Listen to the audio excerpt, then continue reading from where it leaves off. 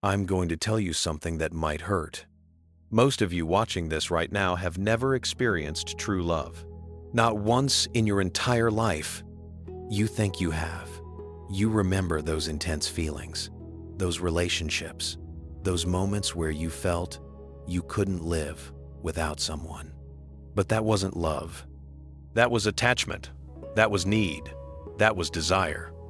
And the Buddha saw this clearly 2,500 years ago. He looked at humanity and said, most people spend their entire lives chasing love, calling it love, suffering for love, and they never actually experience the real thing. They experience something else entirely, something that looks like love, feels like love, but is actually the source of their deepest suffering. Today, I'm going to show you the difference between what you think is love and what the Buddha called true love.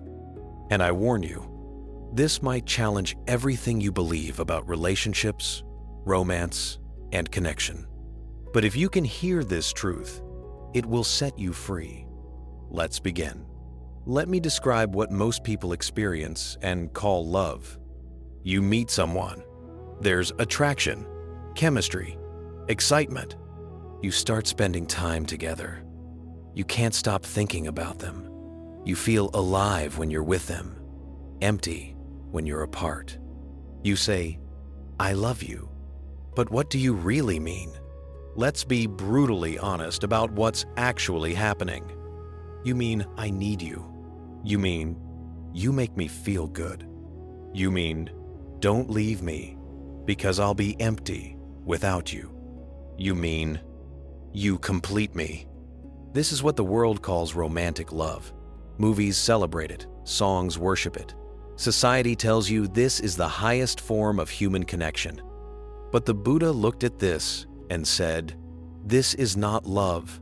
This is tanha, craving. This is upadana, clinging. This is dukkha, suffering. Why? Because look at what happens. When they don't text back, you're anxious. When they talk to someone else, you're jealous. When they don't give you what you need, you're angry. When they want space, you feel abandoned. When they change, you feel betrayed. This is not love. This is dependency. This is two incomplete people trying to use each other to feel whole. The Buddha said, attachment is the root of suffering. And what you call love? It's attachment wearing a beautiful mask. The Buddha taught that you can know the difference between true love and attachment by listening to what people say. Attachment says, why aren't you making me happy? You need to make me happy. I need you to complete me. You're not giving me enough. Listen to the core message. Give me, make me, complete me. It's all about what you're getting, what you need, what's missing in you that they must fill. This is selfishness disguised as love. True love says, I need you to be happy. I want you to be happy, even if that happiness doesn't include me. I wish for your well-being, your peace, your growth. How can I support your happiness? Listen to the difference. I give.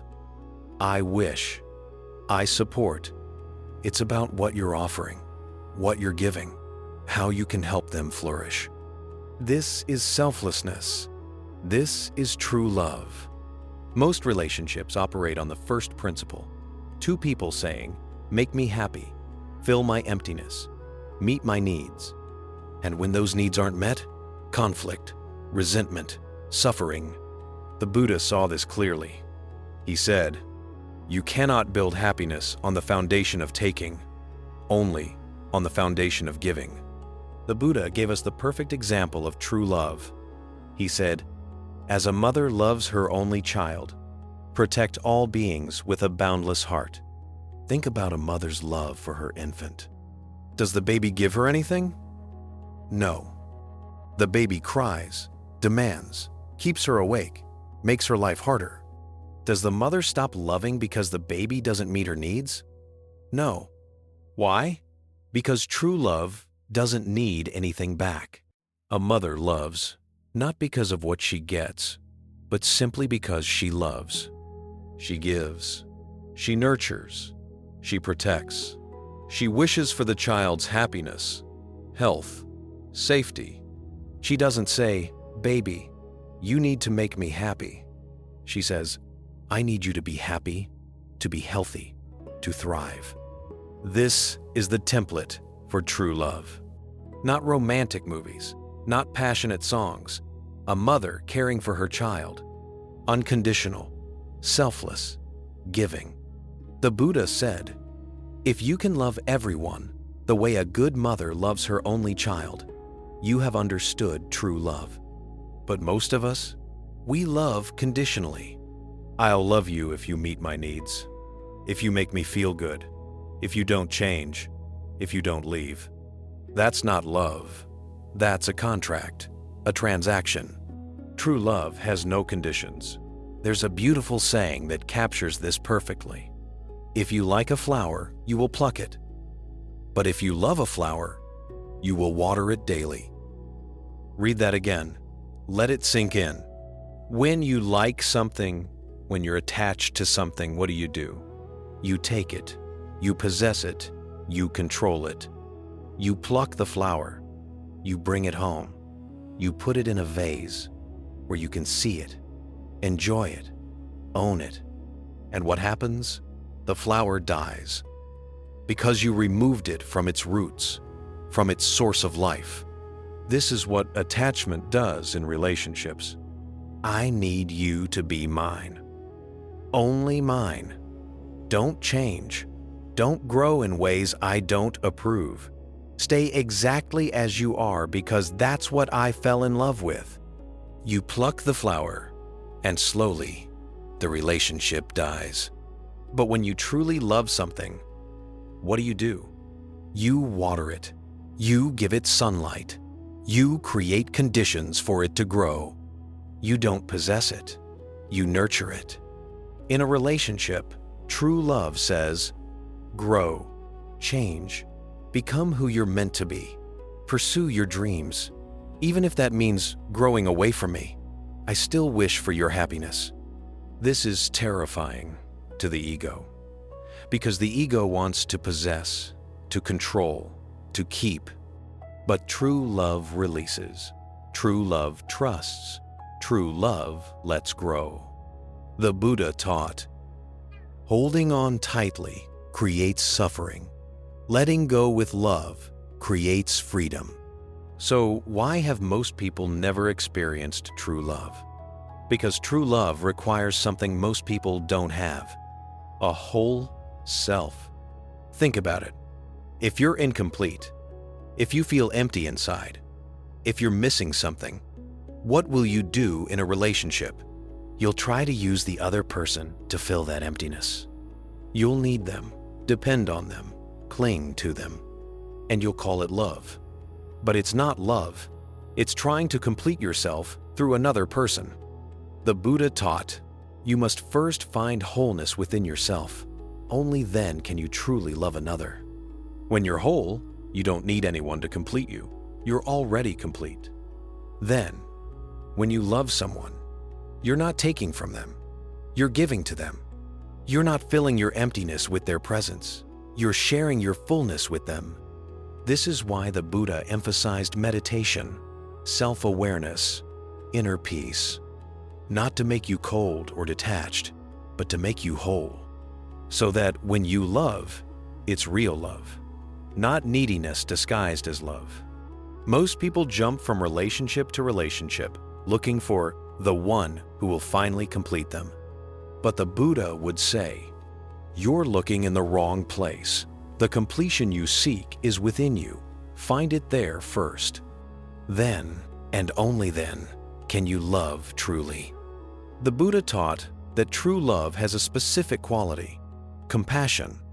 Compassion means to suffer with. It means, I feel your pain. I understand your struggle. I see your humanity. This is very different from attachment. Attachment says, your pain makes me uncomfortable, Stop being sad. Stop having problems. I need you to be happy so I can be happy. Compassion says, I see your pain. I sit with you in it. I don't need you to be different. I'm here with you as you are. True love sees the other person completely. All of them.